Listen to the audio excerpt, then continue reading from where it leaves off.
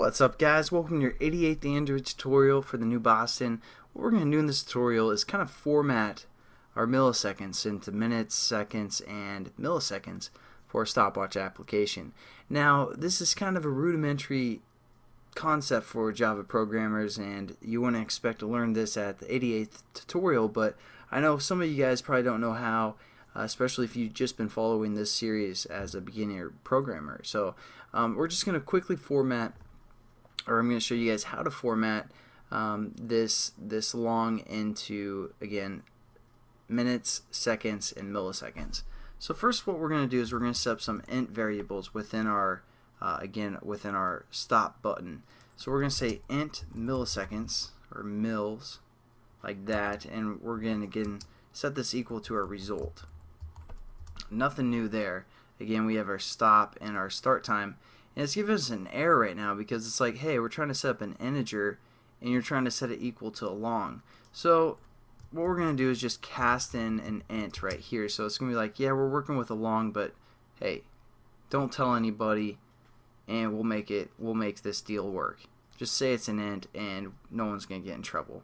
So basically what you've been seeing in the past is we've used this a few times. Basically it's just casting it so we can make it work. And then we're also going to set up an int for seconds. And what we're going to do here is we're going to say our milliseconds, or our result, even though it's pretty much the same thing. Again, we have to cast it as an int, sorry. And then we're going to say our result divided by 60.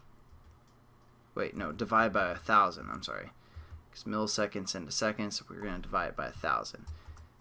General basic math right there. And then we're also going to set up an int for minutes. And we're going to set this equal to, again, int. And then we're going to say our seconds. Actually, we don't have to use the int for this one. We're just going to say our seconds divided by 60. Makes sense, right? Whoops, our second divided by 60. Let's make it seconds. There we go. Alright, so now basically we have everything set up for the most part, and now what we want to do is we want to set our show result as those three variables. So what we're going to do is basically delete what we have so far,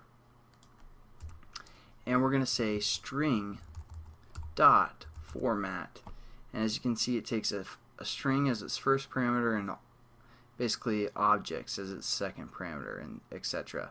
So we're going to click that, and for what we're going to say is basically we want to have our our minutes, our seconds, and then milliseconds all separated by a colon. So it's going to be something like this, right?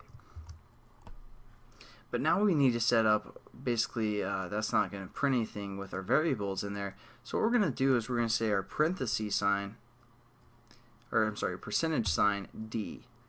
And that's basically going to give us kind of a reference, which I'll explain in a second. And again, parentheses D within here, we're going to say O2 and parentheses, oops, I'm sorry,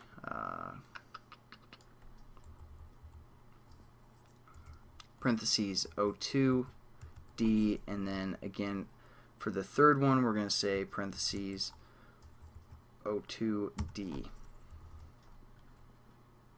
So basically what this parentheses does and this D does, it kind of just references over here. It's like, hey, this is the first D, give me an argument to work with. And it's like, hey, this is another D, give me the second argument and the third argument. So what we're going to do is we're going to set up our arguments over here. So we're going to say milliseconds, seconds, and, oops, no, not like that, I'm sorry. Minutes is our first D, seconds, and milliseconds. So that's referring to these int variables right here.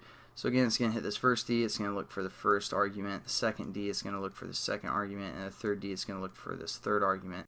But now we still are having a problem, and I'm going to show you that problem real quickly, hopefully, when we run our application.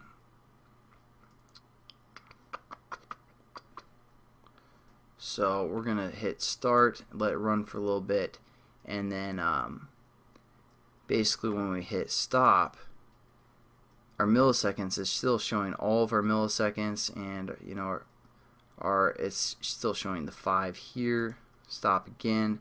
We have the 14 here and the 14 here, etc. So we want to get rid of that problem.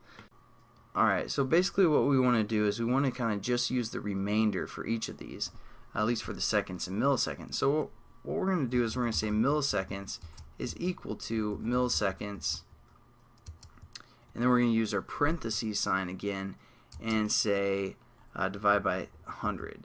So basically what that is going to do is it's going to take our milliseconds, it's going to divide by 100, and whatever's left over, it's going to take that and set it equal to.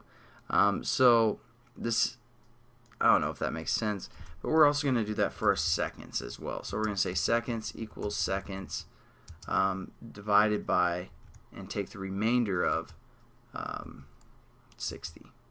Let's say we have 181 seconds. What this is going to do is it's going to say 181 seconds divided by 60. Hey, that goes into it 3 times and with a remainder of 1. So it's basically going to give us the remainder. So it's going to say 1. So basically that's what we're working with. And now when we run our application, everything should work out perfectly.